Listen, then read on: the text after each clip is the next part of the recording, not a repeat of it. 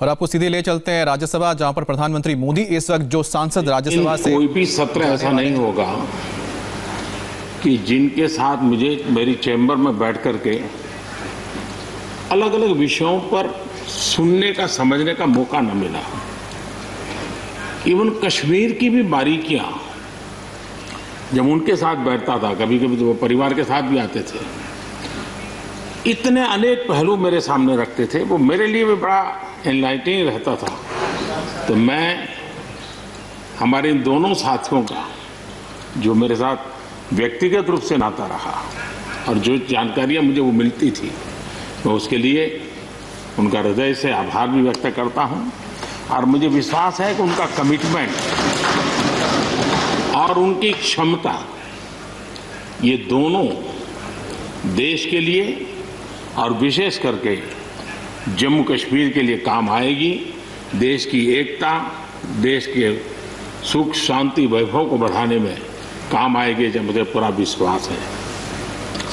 हमारे एक साथी शमशेर सिंह जी, अब तो याद भी नहीं रहा कितने सालों से मैं उनके साथ काम करता रहा हूं, क्योंकि मैं संगठन की दुनिया में का इंसान रहा, इसी क्षेत्र में मैं काम करता था। कई वर्षों तक जम्मू कश्मीर में भी काम करने का मौका मिला। तो मेरे साथी कार्यकर्ता के रूप में कभी एक स्कूटर पर ट्रैवल करने का मौका मिलता था।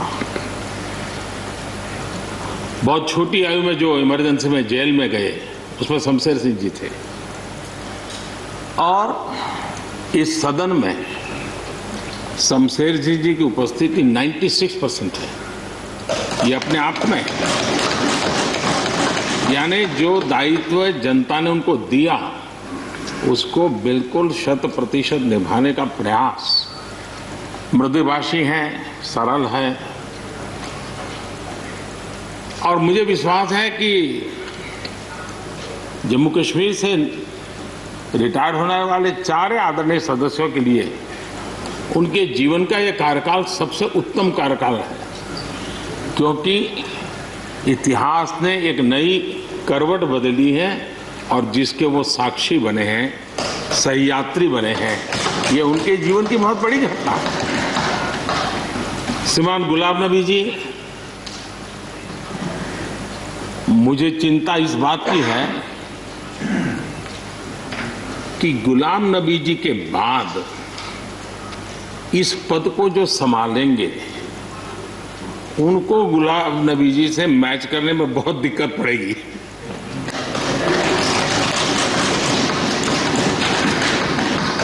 क्योंकि गुलाम नबी जी अपने दल की चिंता करते थे, लेकिन देश की और सदन की भी उतनी ही चिंता करते थे। ये छोटी बात नहीं है जी, ये बहुत बड़ी बात है जी। वरना अपोजिशन के लीडर के रूप में अपना दबदबा पैदा करना, ये सब मोह किसी को भी हो सकता है, लेकिन उन्होंने सदन से, मैं शरद पवार जी को भी इसी कैटेगरी में रखता हूं, वे सदन की और देश की चिंता को प्रायोरिटी देने वाले नेताओं में से रहे। गुलाम नबी जी ने बखूबी इस काम को निभाया है। मुझे याद है इस कोरोना काल में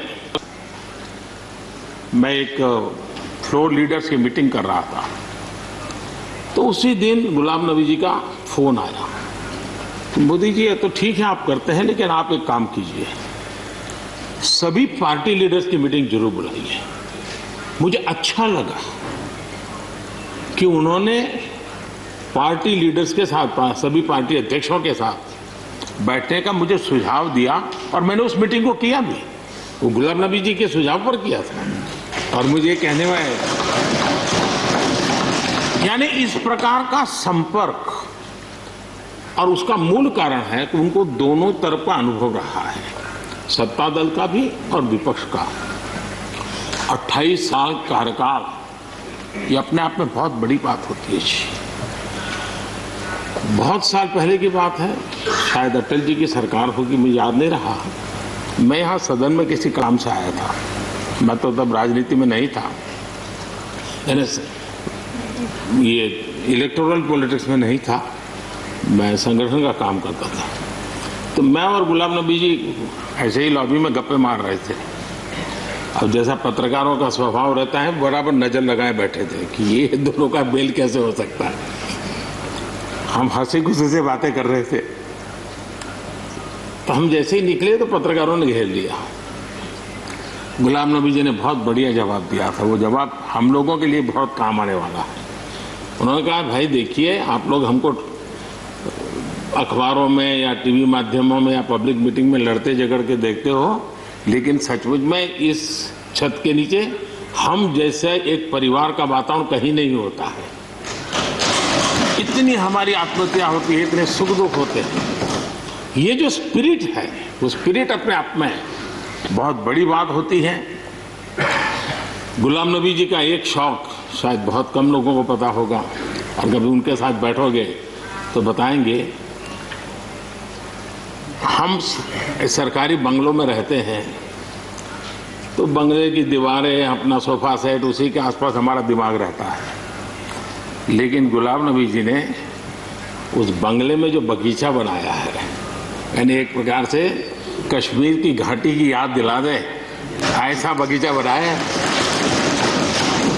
और इसका उनको गर्व भी है। वो समय देते हैं, नई नई चीजें जोड़ते हैं, और हर बार जब कंपटीशन होती है तो उनका बंगला नंबर 1 ले आता है।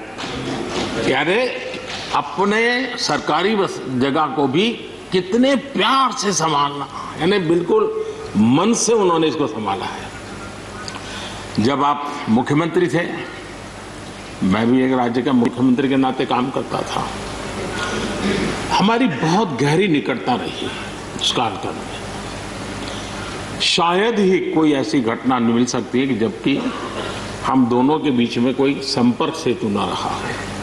एक बार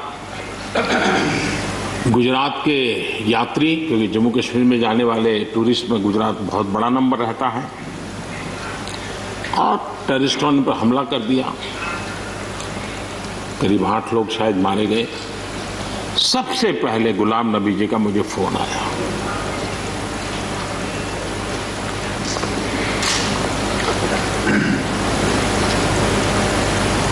और वो फोन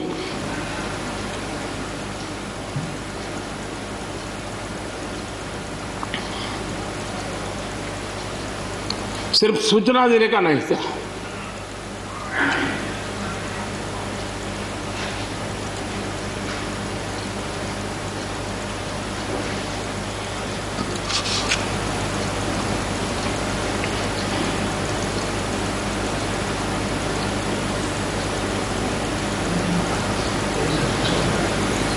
उनके आंसू रुक नहीं रहे थे। फोन पे उस समय प्रणब मुखर्जी साहब डिफेंस मिनिस्टर थे।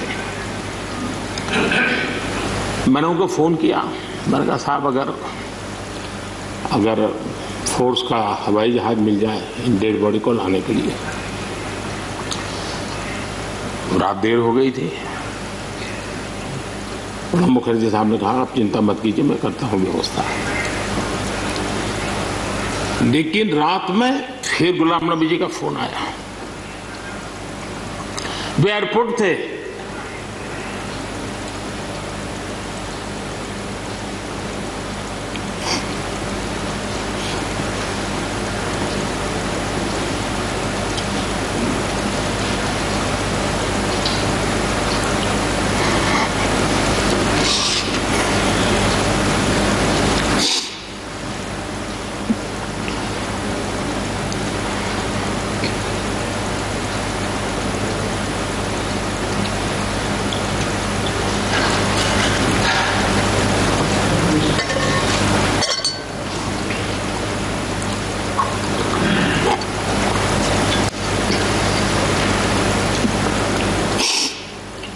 सॉरी, उस रात को एयरपोर्ट से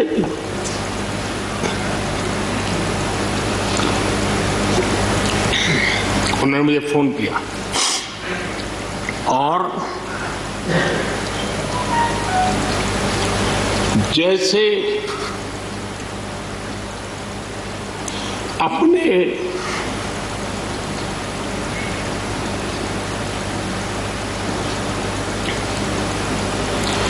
परिवार के सदस्य की चिंता करें,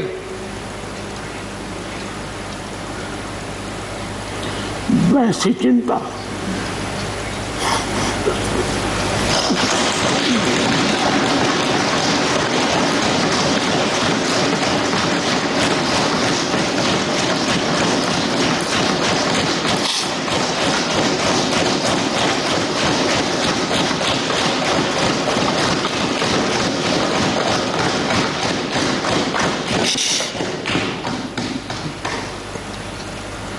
पद, सत्ता जीवन में आती रहती है, लेकिन उसे कैसे पचाना,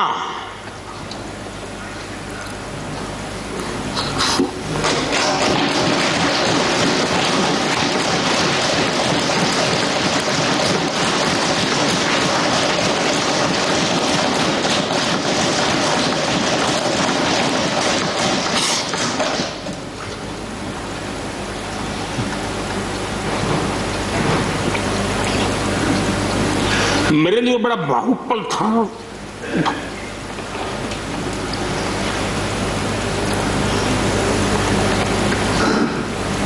दूसरे दिन सुबह फोन आया कि मोदी जी सब लोग पहुंच गए।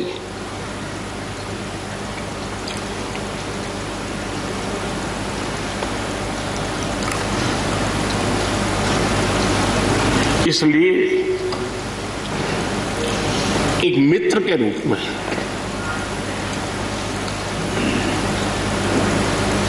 गुलाम नबी जी को घटना और अनुभव के आधार पर मैं आदर करता हूं।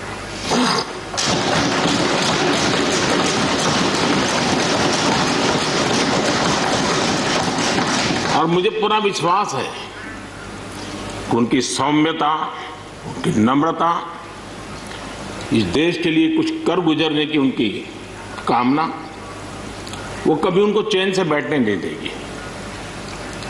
और मुझे विश्वास है कि जो भी दायित्व जहां भी वो संभालेंगे, वे जरूर वैल्यू एडिशन करेंगे, कंट्रीब्यूशन करेंगे और देश उनसे लाभान्वित होगा। ये सब मेरा पक्का विश्वास है। मैं फिर एक बार उनकी सेवाओं के लिए आदरपूर्वक धन्यवाद करता हूं और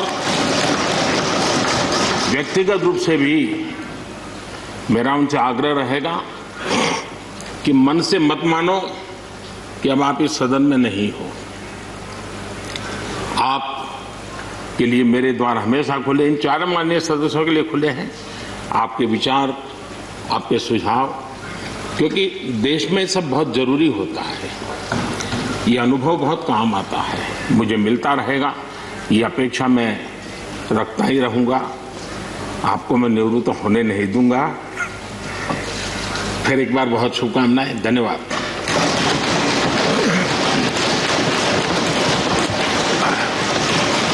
धन्यवाद प्रधानमंत्री। तो राज्यसभा में प्रधानमंत्री मोदी भावुक हो गए और वो जिक्र कर रहे थे गुलाम नबी आज़ाद का।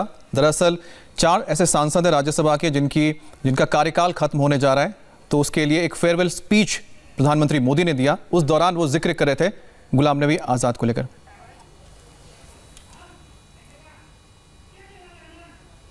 तो आपने देखा कि किस तरह से प्रधानमंत्री मोदी जब बात कर रहे थे गुलाम नबी आज़ाद के बारे में तो भावुक हो गए। उन्होंने एक घटना का जिक्र भी किया जिस वक्त कुछ यात्री थे जो गए हुए थे अमरनाथ यात्रा पर, जम्मू कश्मीर, और आतंकी हमला हुआ था, उसमें कई की मौत हो गई थी। उस दौरान का ये जिक्र कर रहे थे। और फिलहाल हम रुकेंगे एक ब्रेक के लिए और ब्रेक के बाद आपको बताएंगे कि आखिरकार राज्यसभा में प्रधानमंत्री मोदी क्यों भावुक हो गए।